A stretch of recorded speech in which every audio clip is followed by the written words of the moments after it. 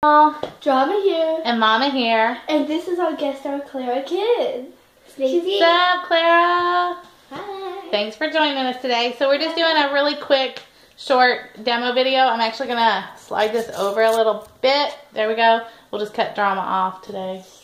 She won't allow that. She will make sure she's up in this video. She always does. If you haven't watched the video before, you just don't even know. Yeah. You just don't even know this child. See what I'm singing. Alright. So, I'm old. I use a mirror. Yep, I can't do this on my phone yet. Don't know that I ever will. So, I'm just a little bit of concealer on my blending bud. I'm using Taffeta for like these little dark spots. She's just patting it in right where she needs it. Taffeta is actually 2 tones lighter than her actual skin tone. So, and that covers the dark spot, and then she goes over with her natural concealer color, and then she goes in with her foundation. And the reason we tap instead of rub, if you rub, it kind of wipes the color away. So if you tap it in, it helps concentrate that color right there where you need it without thinning it out too much. Yeah. I always tap a little over my nose and just kind of, because like my dark spots are here and here, so I just kind of go over and fill in my nose just so it doesn't leave a weird shadow underneath. One tip, I also do 2 shades lighter for my under eye. So when you do that, a little bit on the, can you see that? When she does... A little bit on the tip of your blending bud. When she does her dark spot, she uses the bigger end, but when she does under eye concealer, she uses the smaller end to get in with her eyes. What's the proper way to conceal your dark circles under your eyes?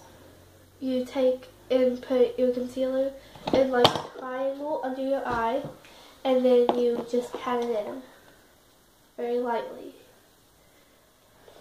If you pat too hard, it'll press the color too far into your pores, and that'll look weird.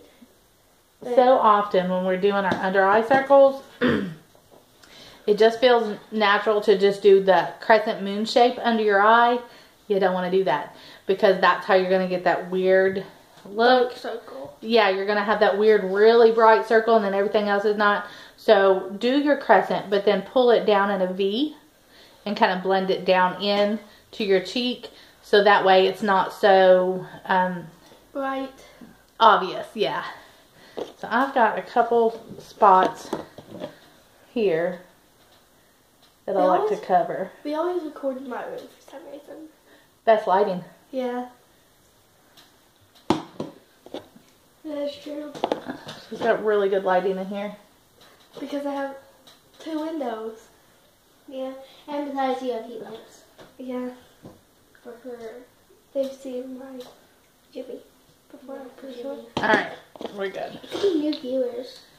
Yeah, new viewers. Yeah. Alright, so liquid foundation brush. See how it's angled? Has this little reservoir in the center. So often people want to put their foundation in the reservoir. No. Put your foundation on the outer ring of the taller bristles. I do put a little bit of Satin. chiffon concealer in the center. She either does chiffon or satin. And I do chiffon right now because I haven't gotten a whole lot of sun yet this year. So because I use satin foundation. Can you see that? It's backwards. Ha ha. So anyway, when you get your foundation, your very first bottle, shake it. I mean, shake the living daylights out of it for the full minute.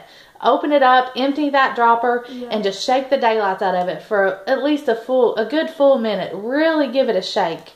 Because it doesn't have all those extra chemicals and things in it that other foundations have. So it does kind of separate a little. After the first really good shake, you only need to shake it for a couple of seconds in between each. And you see I've got my concealer in the center, my foundation on the outside, 4 or 5 drops, all you need for your whole face. And again, don't rub, don't wipe, pat. Tap it all over. You don't want to tap on the outside. You don't want to apply it to the outside of your face as much. You want to stay more in the center and then blend outwards, and that will prevent it from looking so masky.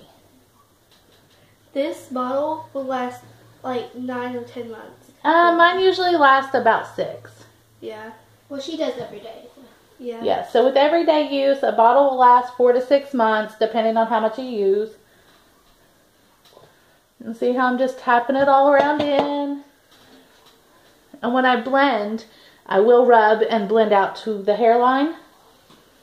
But not right now. And when you blend to your hairline, you actually have to be very careful so you don't get it in your hair. So you gotta make If you have light colored hair, like I have dark hair, so you can't really see it. It doesn't, except for, you know, in here in my gray streaks. Mom was crazy. Well, I do have to deal with you on a good daily. Alright, so now we're just going to blend it out into our hairline to give us a seamless finish. And you also, when you do it, don't just stop at your chin. You blend down. Yes, blend down on your neck. I'm sorry, I'm like way over here off camera. Why not? So blend down in your neck and blend it all around here and up. Just natural. Just like that. Your face is done. Y'all see that coverage? That's awesome. Is that not awesome coverage? All right. Thanks for stopping in. Have a great one. Bye. Bye.